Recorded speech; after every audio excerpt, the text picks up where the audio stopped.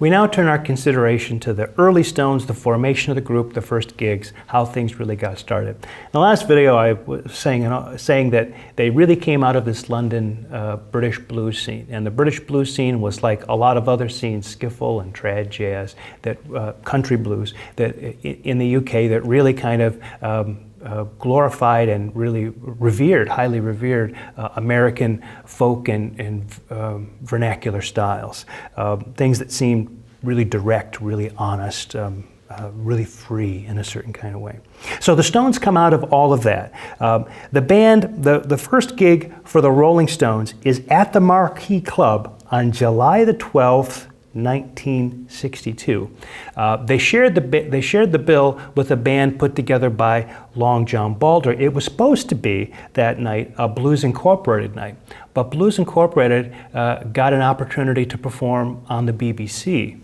And so you'd think, well, they would just take that night off and come back the following Thursday. But as the story goes, there was a little bit of concern that if they let the gig go on that Thursday, somebody else might come in and get the gig and they'd lose it. And they didn't want to do that. So Alexis Korner figured out a way to get some of his people from his circle, Long John Baldry and Mick and Keith, to have their band fill in that evening on Thursday so he could have the gig back for the following Thursday and those hints. And so out come the Rolling Stones, featuring Brian Jones, going under the name of Elmo Lewis, I think, on that first gig, a stage name. Mick Jagger, Keith Richards, Ian Stewart on piano, Dick Taylor on the bass, Bill Wyman still not in the group, and Mick Avery, I think it's been determined, on the drums. That's the first lineup that actually does this very first gig. Now, by December of 1962, Bill Wyman had joined the group, and Charlie Watts ends up joining the group in January of 1963. Interesting thing about Wyman, as we said before, is he's a few years older than the rest of the guys, so he'd been doing lots of gigs around town for years. The Rolling Stones were newbies at this time, Mick and Keith, 19 years old, hadn't done many gigs, had really lousy equipment and gear and stuff, like beginning bands often do, especially if you haven't got a lot of money to spend, you haven't got rich parents that can buy you expensive amplifiers. Bill Wyman was a few years older, and he'd been playing around, he'd accumulated some equipment. So he comes to the first rehearsal to try out, and he's got, his bass amp plus an extra guitar amp or two, and the other Rolling Stones look at it and they say, wow, this guy's great, look at all the gear. And Bill Wyman was a great bass player, but part, I think, what got him in the group initially was they really loved the gear. I mean, he had a Vox AC30 guitar amp, so he comes in with all the gear, and anyway, so he was in December 1962. Charlie Watts, as I mentioned before, had played around town with a lot of different kinds of groups. Really, Charlie was more interested in jazz than rock and roll, but he figured himself not to be a very good drummer. That he went back to college, could see that Blues Incorporated was moving on, so he said, was developing, and he said, you really need a pro drummer, I'm going to go back to college. But he was somehow convinced to join the Rolling Stones in January of 1963, so by the beginning of 1963, we have the classic lineup, still including Ian Stewart, because Andrew Loog Oldham isn't in the picture yet. Well, they play a bunch of gigs around town, whatever they can grab, going from place to place, this kind of thing. They begin their residency at the Crawdaddy Club. Remember, this is a place owned by Giorgio Gomelsky out in Richmond. That happens in late February of 1963. Boy, this is a really fast time scale when you think about it. The first gig, the summer of 1962. By Christmas time or so, Bill Wyman is in the group. January, Charlie Watts is in the group. February, they're playing the Crawdaddy Club. It's all happening sort of very quickly, but they've got nothing else to do. They're basically doing the band all day, every day. These shows at the Crawdaddy Club become increasingly popular, and they're noted for the high energy of the performances.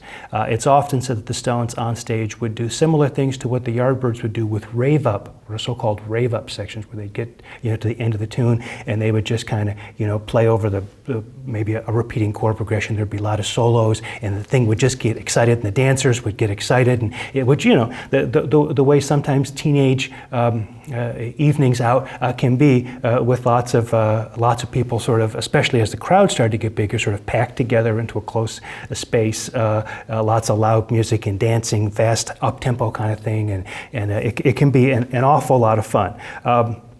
And so this is what's happening at the Crawdaddy Club. By the time Andrew Loog Oldham sees the band in late April, these Crawdaddy Club gigs have turned into one of the most happening things going for young people. And so when Andrew Loog Oldham sees them, they are really, the Rolling Stones have really got the crowd. They're exciting, they're dynamic, and as we'll talk about Oldham in the next video, Oldham sees an opportunity to be a rock, pop music manager, pop music producer. He wants in on this thing. He wants this to be the group that he helps shape for stardom. So he's totally knocked out by these guys.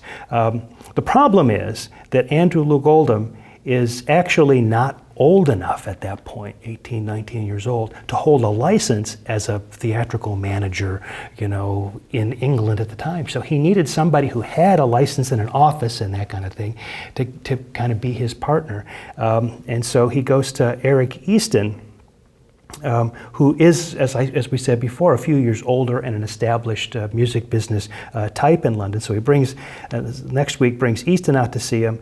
He thinks they're dynamic and exciting too, and so they get a management deal struck by May of 1963. It isn't even a year since the first performance. They've only been playing the Crawdaddy Club since late February 1963.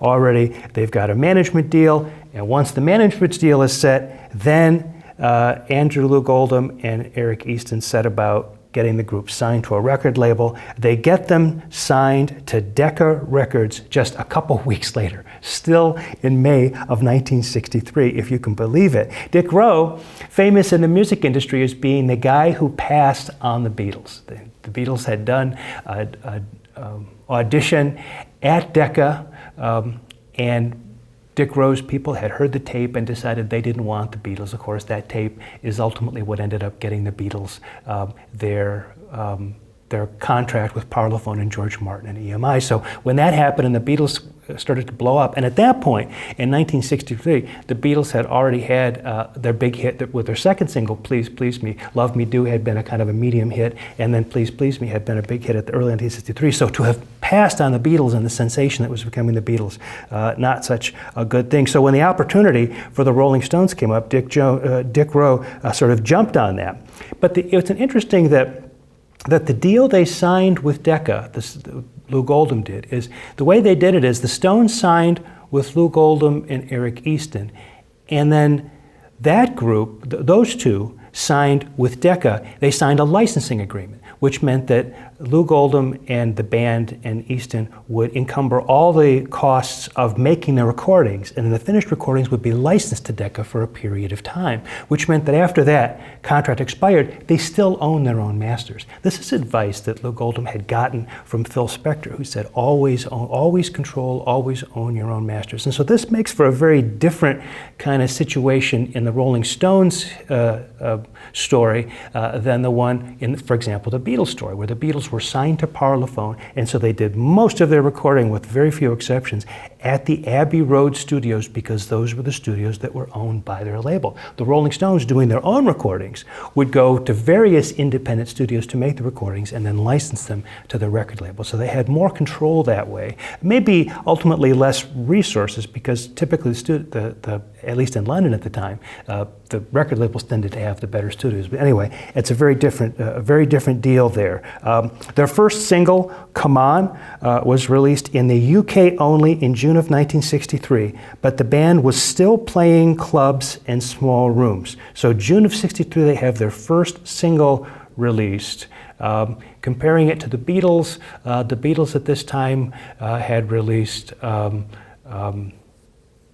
Love Me Do, Please Please Me, From Me to You, and so the Beatles were already big deals at playing big sort of concert shows and tours and that kind of thing. The Stones were still sort of playing clubs and small rooms. So as we compare the Stones with the Beatles, we'll see that the Stones' success is about a year behind the Beatles' success. Once we start to get into 67, 68, 69, things level out. considerably. But at the beginning, the Stones are kind of the junior partner in all this. Well, this covers the very early days of the Rolling Stones and their emergence in the London scene out of the British blues-based scene. Let's move on now to take a look at Andrew Loog Oldham, who I think is a very, very important figure in the success of the early Rolling Stones.